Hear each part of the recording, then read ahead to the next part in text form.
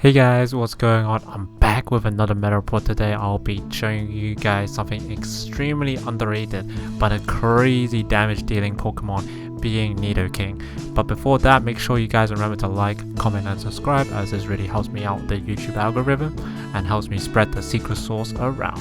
Also guys, be sure to join the Discord if you guys want to know the secret sauce even earlier, and in general got any questions for me to answer team build wise. We have a whole community of nice and supportive people over there. And lastly, I stream on twitch.tv/people5 every Friday at 8 PM UK time, where you can ask me any questions there and catch me deep in the action. Check the description for all the links below, and also make sure to check out the Podforce merch. Also, before I forget, we're really close to 2k subscribers, so if we get there by the end of the year, I'll be doing a giveaway, either a Nintendo Switch gift card, eShop gift card, or a Steam gift card. So if you're interested in that, help me and spread the word of this video. Nidoking with Sheer Force Life Orb and its amazing coverage moves fulfills a similar role as Niheglo in the Nutcore. I've talked more in depth into the Nutcore in my Zapdos meta report, so go check that out if you haven't already. Sheer Force increases your damage by an extra 50% by sacrificing the additional effects of moves with secondary effects. Accompanied with the weird interaction with Life Orb allows you to gain the 1.2 or 20% boost without taking recoil damage, essentially gaining more power than even some max moves. Lastly, Nidoking also is a menacing Dynamax threat, even though it loses out on the Sheer Force boost. It has Stab, Poison and Ground moves, allowing you to gain boosts of your special defense or Snowball with more special attack, and it has amazing coverage and does a lot of deeps. Nidoking is typically ran with Life Orb with the ability Sheer Force. EVs of 28 HP, 4 defense, 252 special attack, 52 speed def, and 172 speed. We're opting for a special set, even though its base special attack is a bit lower, but Nidoking's special set has better move pool, and the damage is made up for with Sheer Force Life Orb boost. Also allows you to make sure you can make use of your own max ooze if you choose to Dynamax this Pokemon, accompanied by the fact that most meta threats at the moment have lower base special defense stats compared to the physical defense. Modest Nature, Earth Power, Sludge Bomb, Ice Beam, or Flamethrower, and lastly Protect. Your normal double stab move plus coverage move of choice typically is more likely to be Ice Beam to cover 4 and destroy all them pesky flying types in the meta game right now, but you can run a variety of other coverage in this slot, such as Flamethrower if you don't have a fire type in your Pokemon. Otherwise, run Ice Beam because there's a lot of flying types.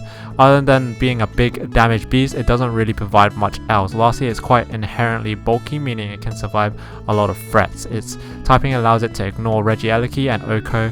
It with Earth Power destroys the flying type and destroys Incineroar and basically everything. It freaking destroys everything, guys. This is a very underrated mon right now. It checks a lot of meta threats, minus Rotom Heat because it has Levitate. But you can tech to have a check for Rotom Heat. However, Rotom is not really in the meta right now. Like, after everyone's been using it a lot, Niheglo kind of scared it away from the meta game right now. So you won't be seeing a lot of Rotom Heats unless unless they're behind in the meta, like the people running it. But Rotom Heat is of course still a great choice to run, so don't fault them for being far behind in the meta game. Overall, Nidoking slaps hard, and I recommend trying this guy before people start picking it up, as it counters the majority of meta. But let's see Nidoking slap some fools in action, because me describing it doesn't really justify how many Okos it can really pick up. Alright, for the next game, we have a Swampert, boys. What? Swampert? Nani? Okay. I don't really know what to do against this Swampert. There's a Entei Metagross 2, and there's a Zapdos lead as well with Urshifu, which is very aggressive. I think I'm just gonna go with Zapdos Nidoking, because it checks both his Zapdos and also his Metagross. And then in the back end, I think I want to bring out Kartana for the Swampert and for the late game options.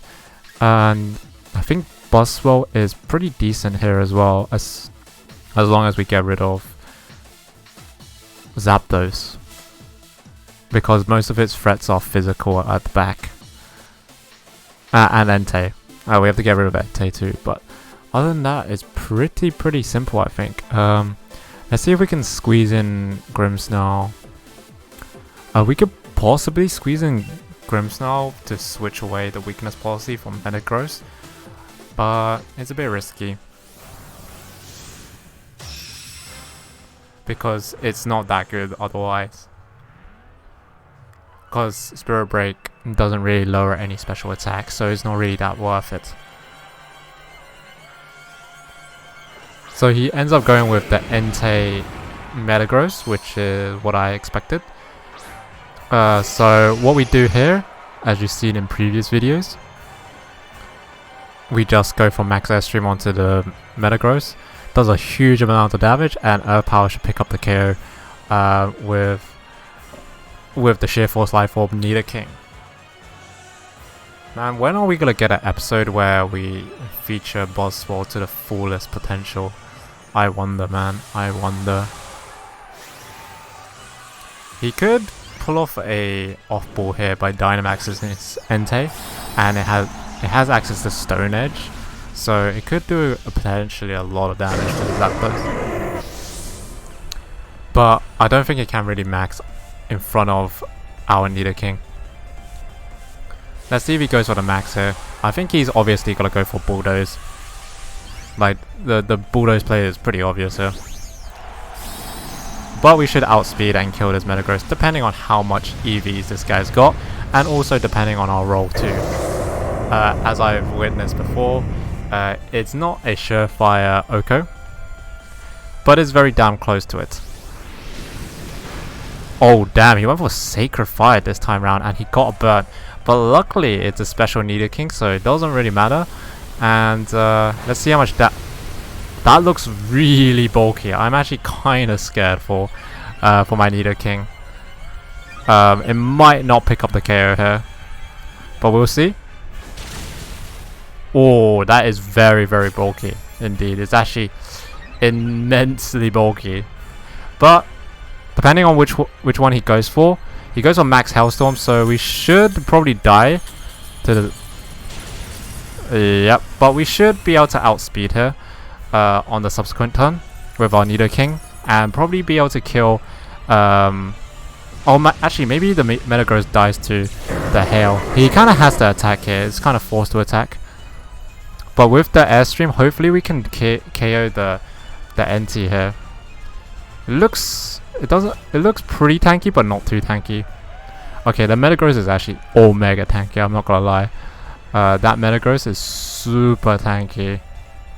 Yeah. That means it must be quite slow then, so maybe my Buzzwole will be able to outspeed with just a bit of speed investment. Or we can just go into our Kartana. You know what? I'm gonna go into our Buzzwole and hope that my Nidoking outspeeds the NT. If not, it's not as detrimental if it doesn't outspeed compared to having Kartana out, because I need to be able to target this Metagross this turn. So let's go for Earth Power plus attack into NT here. He might max guard on his Metagross, but if he does that, he's forfeiting his Metagross. He does go opt for the max guard here. I'm quite shocked by that resolution. Let's see if this guy tanks through the Earth Power. He shouldn't be able to tank through. Yeah, easily cannot be able to tank through that. It just does so much damage. And we should probably have the game in the bag here. Even through the burns and stuff. One more. Oh my god, that Metagross is so tanky. It's gonna survive another turn of Hail, actually, in fact. Zapdos comes through.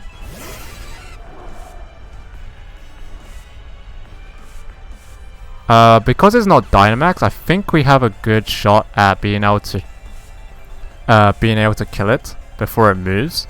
So we just gotta keep on close combating onto the Metagross slot. Yeah, I think we're gonna close combat to the Metagross slot because it can't protect. And we're gonna go for that Ice Beam onto the Zapdos and hopefully it kills. I think we still outspeed at this point. Yep, we still outspeed with just one max airstream, guys. This should probably knock it out. Yeah, easily knocks out. And oh, that was a crit. I personally don't think that should matter, but it could have mattered. But regardless, probably doesn't matter. I'll do the counts because I don't want to. I want to be precise with this. Oh no, it's on Buzzwole. Let's not let's not do the counts. But now we get that Beast Boost onto Buzzwole, and Buzzwole should be able to finish up the game. As you can see, this Nidoking completely covers for the like the Nidoking and Buzzwole covers for each other so freaking well. Sheer Force Life Orb does so much damage. And Nidoking survives the double up from the hail and the burn. So he gets one more turn to be able to do whatever he pleases. Nice. And now we can just end the game off with a Leech Seed here. We can just spam Leech Seeds to end the game off. Yep. And a Sludge Bomb. Probably Sludge Bomb is probably gotta go quick, gotta go fast. And probably finish him up. But, you know. You can just see the raw power of Nidoking after one airstream. It's absolutely insane. Absolutely insane. One airstream outspeeds everything, kills everything with Sheer Force Life Orb. Like, what else can you ask for? What else can you ask for from our Nidoking boy? When I was testing out Buzzwole, I dropped down all the way to 1200. So I'm glad that we finally got there and found a pretty half decent team. But yeah, that was a very scary for sure. I was like, oh damn, this is really bad.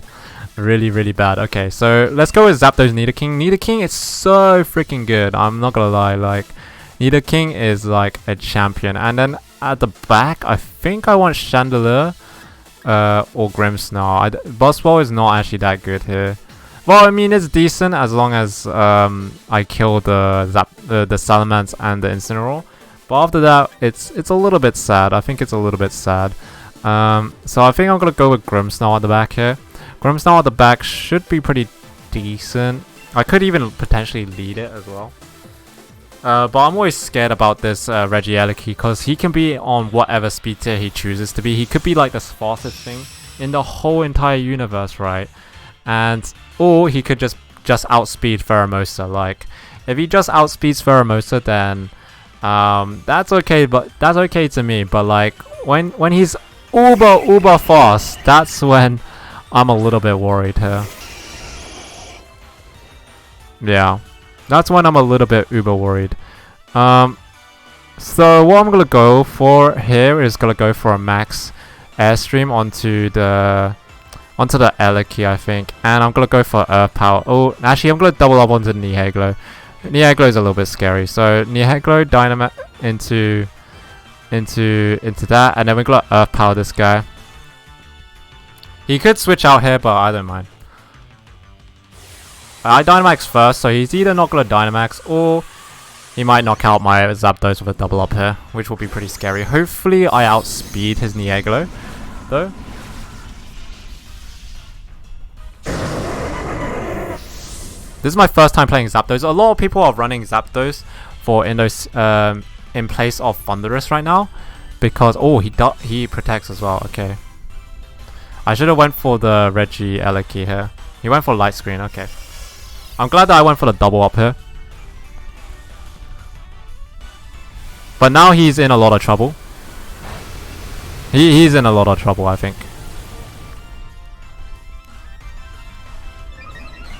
I think I still have to double up into the into the Niheglo, because I think he might survive with his high special attack, special defense. But yeah, I think this is an easy just double up into this guy. I actually think I might in fact go. I don't know if I want to go for the full double up here. But yeah, this should be a KO, or he switches out here. especially with the speed boost. I need to keep on track of the game. Yo, the game started! Nani, why did the game start so quickly? We'll be back to the game, boys. Okay, so we'll get back to the game for game 2, I guess, because we started the game. Though the games are running pretty fast, so I don't actually need to play a game in between, which is good to know. Now I'm just gonna go for a max airstream and ice beam onto the Salamence. I'm gonna keep on spamming the airstreams to be able to outspeed. He Dynamaxes his Salamence, so I think he might go for max guard here. But now, because my Nidoking is so quick, like we're in a pretty good position here. We're in a really good position, I believe. Ice Beam should knock out. He goes for max guard, but it's fine. We go for max airstream onto the Regieleki. Now we outspeed the Regieleki for certain now. And yeah, I think we're in a very good position. We can Ice Beam, Thunderbolt the... He doesn't have a way to hit the Nidoking, and we can just go for Heat Waves.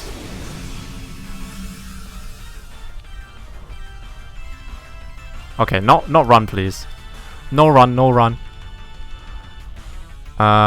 So I'm actually quite scared of... I'd rather hit the heat wave here, because I'm more scared of... I'm really scared of the missing on the Hurricane. So Heat Wave comes through. I mean, Thunderbolt not being enough to KO the Salamence here, but we get rid of his Dynamax here. Zapdos has done the job by enhancing our Nidoking to its max potential with all the speed boost.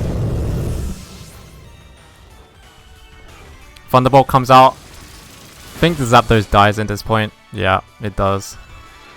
Unfortunately die. But now we have Kartana.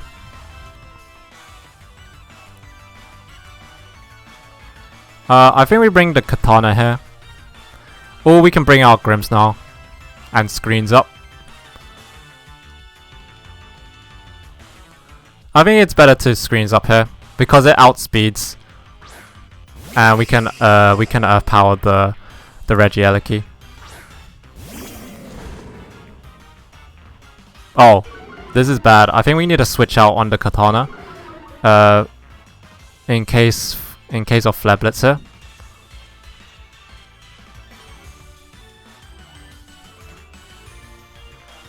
Yeah, I think we have to switch out because this is unsafe for our Kartana.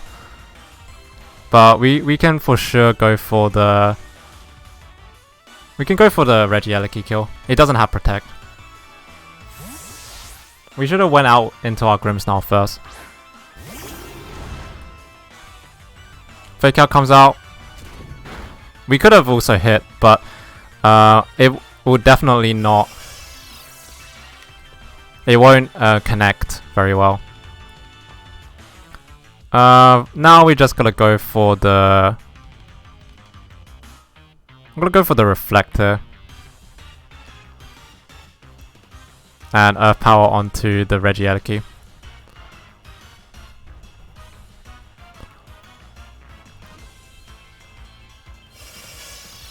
I want to protect my Nidoking. Nidoking should be able to sweep this team quite easily.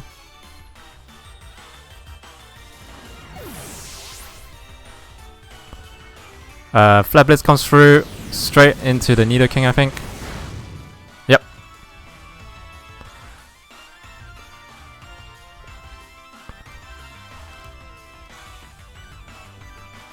Now we just go for the trick into the Niheglo, and we should be in a pretty decent position here.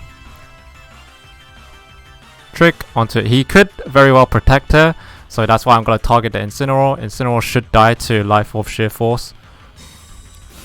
We could also double up into the Incineroar, but yeah, hopefully we don't miss the second game. This game's taking longer than expected. Okay, let's see how much damage power sheer force does.